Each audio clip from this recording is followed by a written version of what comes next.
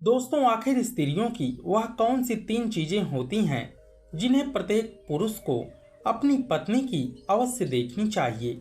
अगर कोई भी पुरुष अपनी पत्नी की 3 चीजों को गलती से भी देख लेता है या छुप कर देख लेता है तो उस पुरुष के घर में कभी भी गरीबी नहीं आती और उसके घर में हमेशा माँ लक्ष्मी का वास रहता है। माता लक्ष्मी की कृपा दृष्टि उसके ऊपर बनी रहती है। उसका घर सदैव खुशियों से भरा रहता है। दोस्तों, आज की इस वीडियो में हम आपको बताएंगे कि ऐसी 3 चीजें हैं जिन्हें प्रत्येक पुरुषों को अपनी पत्नी की अवश्य देखनी चाहिए। दोस्तों, आपका ज्यादा समय न नष्ट करते हुए कहानी को शुरू करते हैं। दोस्तों, एक बार भगवान शिव लंका गए हुए थे और स्वर्ण के सिंहासन पर विराजमान थे। तभी उनके पास रावण की पत्नी मंदोदरी आती हैं। भगवान शिव देखते हैं कि देवी मंदोदरी कुछ सोच रही हैं और परेशान भी हैं। उनको यूं चिंतित देखकर भगवान शिव देवी मंदोदरी से कहते हैं, हे देवी मंदोदरी, आप चिंतित लग रही हैं। आप किस बात को लेकर इतना चिंतित हैं? आप निश्चित होकर मुझसे कहिए, मैं आपको आपके सभी प्रश्नों के उत्तर अवश्य दूंगा। भगवान भोलेनाथ की बात सुनकर मंदोदरी उनसे कहती है, हे प्रभु, आज मेरे मन में एक विचित्र प्रश्न उठ रहा है और मेरा प्रश्न यह है कि स्त्री की वह कौन सी 3 चीजें होती हैं जिन्हें प्रत्येक पुरुष को अपनी पत्नी की देखनी चाहिए और जिसे देखने वाला व्यक्ति कभी भी गरीब नहीं रहता। तब भगवान भोलेनाथ देवी मंदोदरी से कहते हैं, हे देवी मंदोदरी, आपका यह प्रश्न वास्तव में गंभीर है किंतु समस्त मनुष्यों के लिए उपयोगी भी है और आज आपने इस प्रश्न को पूछकर मानव जाति का उद्धार कर दिया है। लेकिन मैं आपको इस प्रश्न का उत्तर देने से पहले एक अत्यंत महत्वपूर्ण कथा सुनाता हूँ जिसको आपको शुरू से लेकर अंत तक पूरा सुनना होगा, क्योंकि आधा अधूरा ज्ञान हानिकारक होता है। फिर देवी मंदोदरी भगवान भोलेनाथ से कहती हैं, हे प्रभु, मैं आपको विश्वास दिलाती हूँ कि मैं इस कथा को शुरू से लेकर अंत तक पूरा अवश्य सुनूंगी और इस कथा को पूरे ब्रह्मांड में विख्यात करूंगी। फिर भगवान शिव देवी मंदोदरी से कहते हैं, हे देवी मंदोदरी, किसी नगर में एक किसान रहा करता था। वह बहुत गरीब था, यहाँ तक कि उसके घर में खाने पीने का कोई सामान नहीं था और पहनने के लिए कोई वस्त्र भी नहीं थे।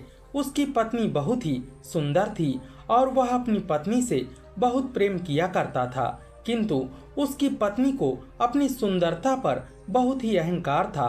अपने इसी अहंकार के कारण वह घर में अपनी ही मनमानी किया करती थी। इसलिए वह किसान बहुत ज्यादा परेशान रहा करता था, क्योंकि अब वह उसकी पत्नी बात बात पर उससे लड़ाई झगड़ा किया करती थी। इसी तरह से उसके घर में कलेश होने लगे थे।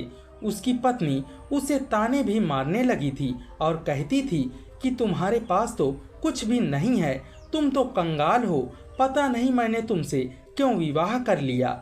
इस घर में ना तो पीने के लिए पानी है और ना ही भोजन के लिए सामग्री है, ना ही पहनने के लिए वस्त्र हैं। करूँ तो मैं क्या करूँ? तुम कोई कार्य भी नहीं करते हो। अपनी पत्नी की ऐसी बातों को सुनकर वो किसान को बहुत बुरा लगता था, लेकिन उसे समझ में नहीं आ रहा था कि उसके साथ ऐसा क्यों हो रहा है। इसलिए वह किसान बहुत चिंतित रहने लगा था। अब उसका मन उसके कार्य में भी नहीं लग रहा था।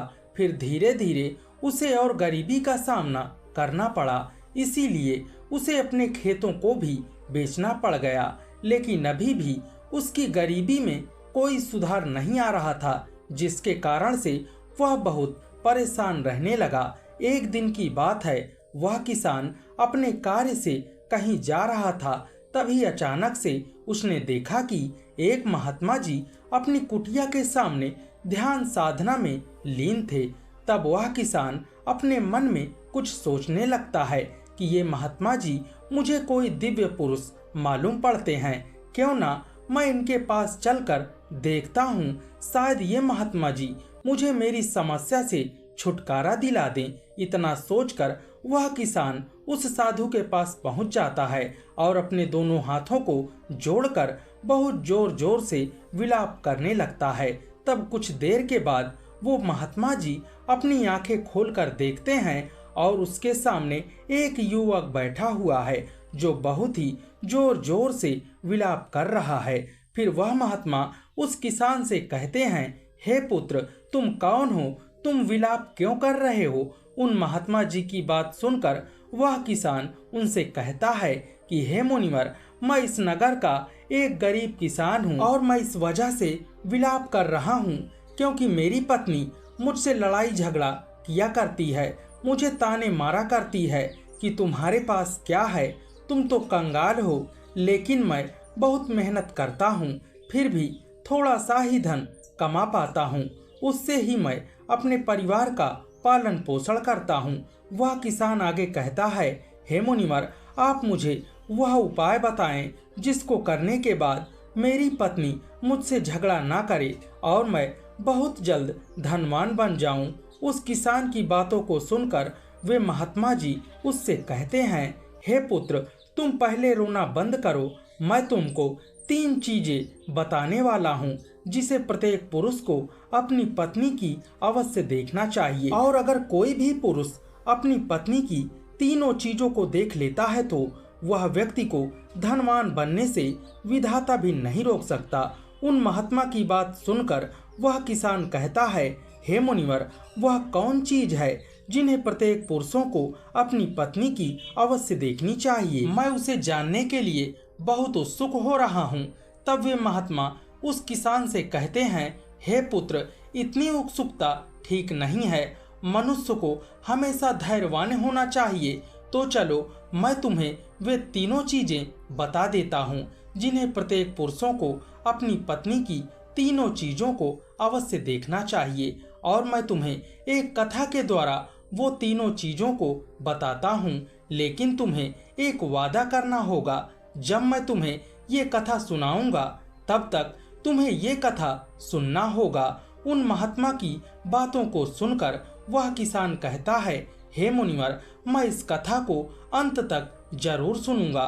दोस्तों, भगवान शिव देवी मंदोदरी से कहते हैं, हे देवी। वो महात्मा उस किसान से कहते हैं, हे पुत्र, किसी नगर में एक व्यापारी रहा करता था। वह उस नगर का सबसे बड़ा व्यापारी था। उस व्यापारी और उसकी पत्नी में बहुत प्रेम था। वे दोनों एक दूसरे से बहुत प्रेम करते थे और उनके घर में कभी भी लड़ाई झगड़े नहीं होते थे।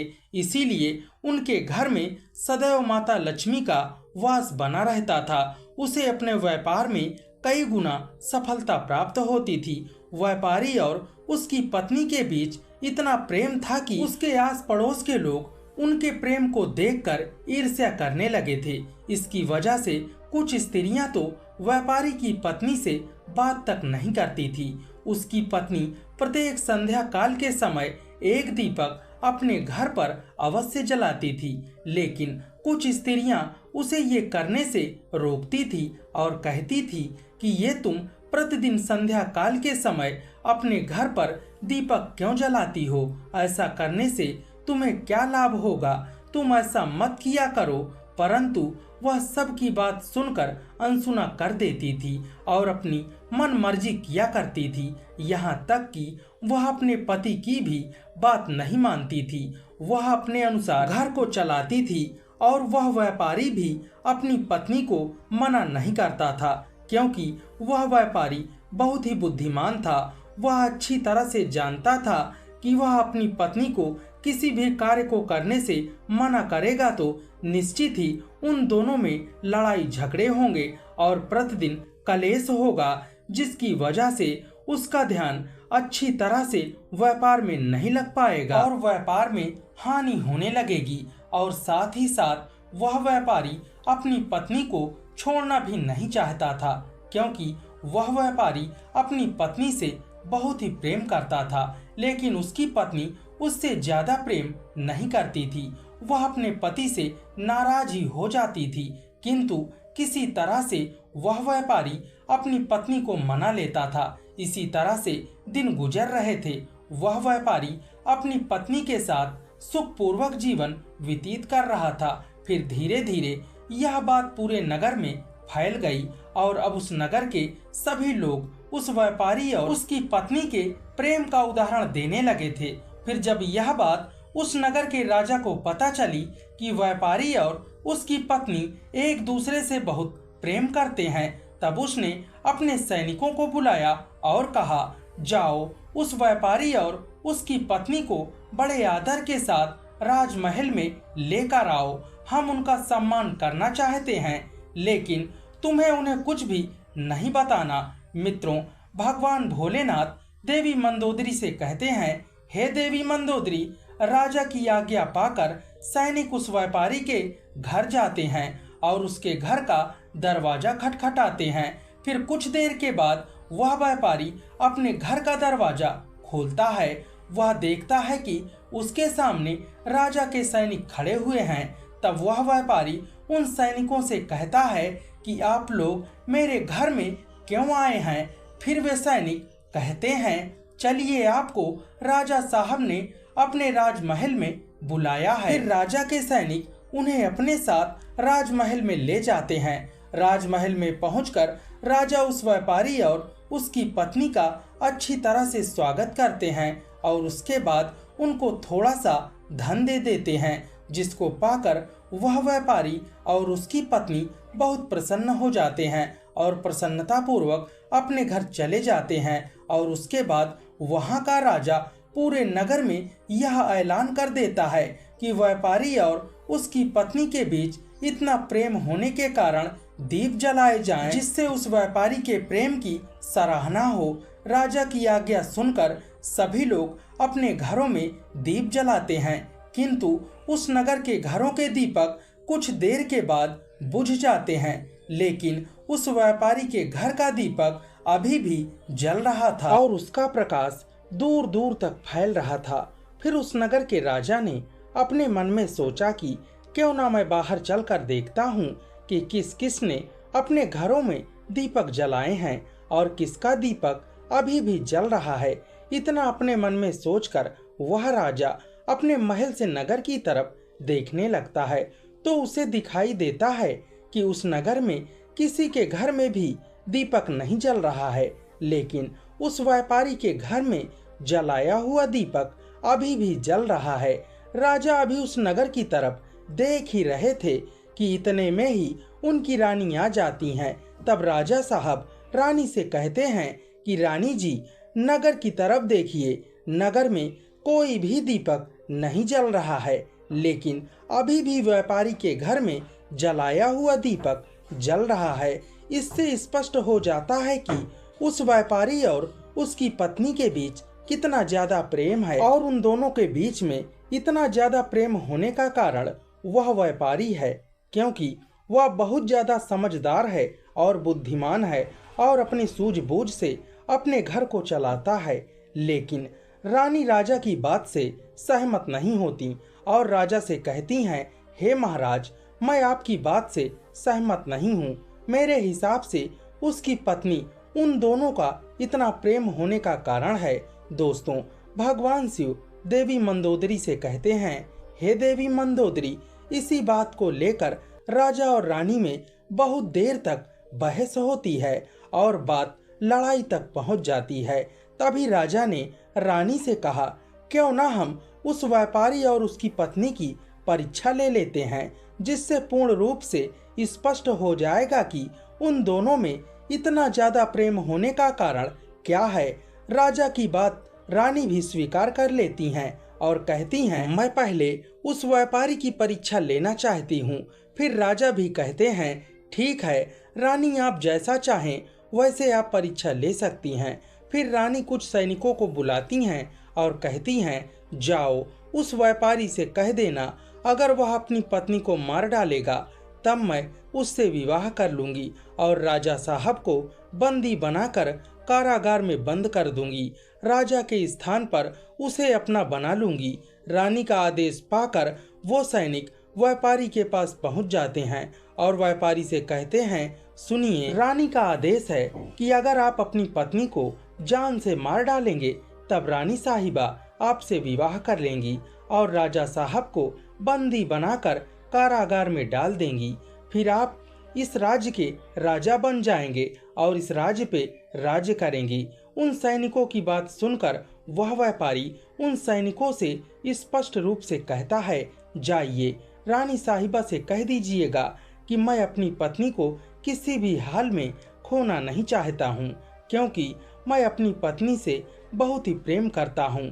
अगर किसी ने मेरी पत्नी को नुकसान पहुँचाने की कोशिश की तो मुझसे बुरा कोई नहीं होगा। और बात रही रानी साहिबा से विवाह करने की, तो आप रानी साहिबा से कह दीजिएगा कि मैं किसी भी हाल में उनसे विवाह नहीं कर सकता, चाहे वो मुझे अपना सिंहासन ही क्यों न दे दें।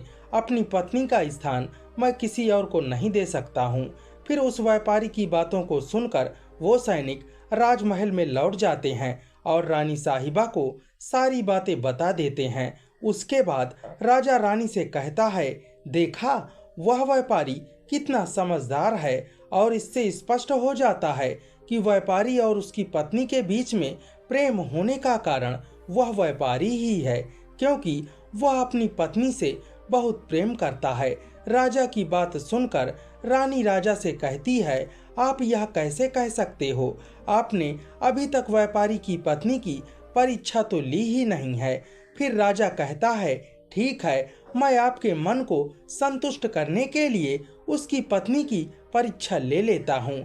तब राजा भी कुछ सैनिकों को बुलाता है और उनसे कहता है, जाओ उस व्यापारी और उसकी पत्नी से कहना कि अगर वह अपने पति को मौत के घाट उतार देगी तो मैं उसको अपनी रानी के रूप में स्वीकार कर लूँगा और उसे सदैव अपनी रानी बना के रखूँगा। मित्रों, भगवान शिव देवी मंदोदरी से कहते हैं, हे देवी मंदोदरी। अब वह महात्मा उस किसान से कहता है कि हे पुत्र, आज्ञा पाकर वो सैनिक उसके घर की तरफ निकल जाते हैं और उसके घर पर पहुंचकर देखते हैं कि व्यापारी की पत्नी पानी लेकर आ रही है। जब वह सैनिक के पास पहुंच जाती है तो वो सैनिक कहने लगते हैं कि राजा साहब ने ये आदेश दिया है कि अगर आप अपने पति को मृत्यु के घाट उतार देंगे तब राजा साहब तुमसे विवाह कर लेंगे और तुम्हें रानी बनाकर रखेंगे। उन सैनिकों की बात सुनकर व्यापारी की पत्नी उनसे पूछने लगती है, राजा साहब मुझसे विवाह करने के लिए तैयार हैं?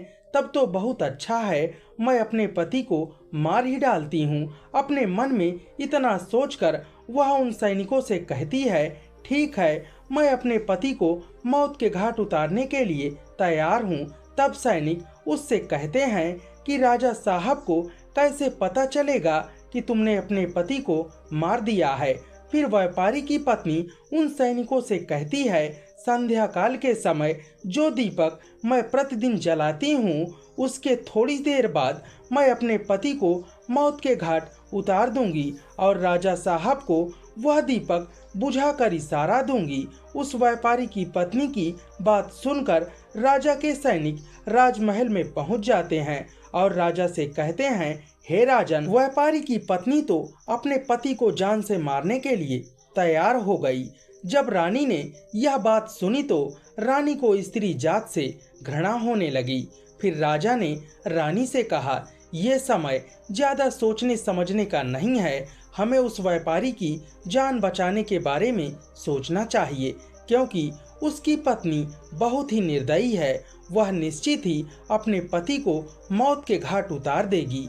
अब हमारी वजह से उस व्यापारी के प्राण संकट में हैं। फिर राजा तुरंत ही उन सैनिकों से कहता है, जल्दी से जाओ और उस व्यापारी की पत्नी से कह देना कि वह व्यापारी को न मारे। राजा का आदेश पाकर वह सैनिक दौड़ते हुए उस व्यापारी के घर पर पहुंच जाते हैं तो देखते हैं कि व्यापारी की पत्नी ने अपने पति को दिन में ही मौत के घाट उतार दिया है। तब वो सैनिक व्यापारी की पत्नी को डांटते हुए कहते हैं कि तुमने तो हमसे कहा था कि तुम व्यापारी को शाम को मारोगी, लेकिन तुमने व्यापारी को दिन में ही क्यों मार डाला?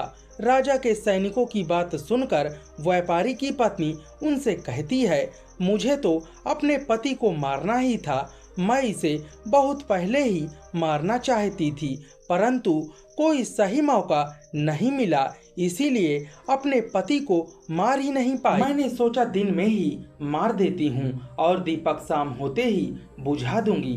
तो सैनिकों, मैंने अपने पति को मार दिया है, क्या आप राजा साहब मुझे अपनी रानी बनाएंगे? तब उन सैनिकों ने कहा, ये तो आप चलकर राजा साहब से ही पूछ लीजिए।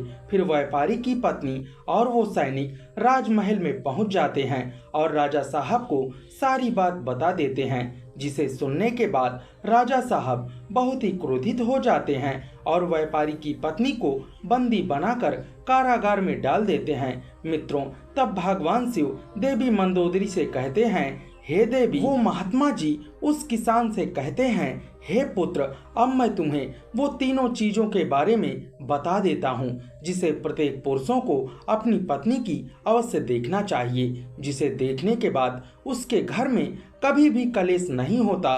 तो पहली चीज है, अपनी पत्नी की यह देखनी चाहिए कि पत्नी कहाँ आ रही है और कहाँ जा रही है, किससे मिल रही है, किससे बातें कर रही है। जब पुरुष अपनी पत्नी की ये तीनों चीजों को देखता है तो उसके घर में कभी भी कलेश नहीं होता और उसका अपनी पत्नी पर नियंत्रण भी होता है।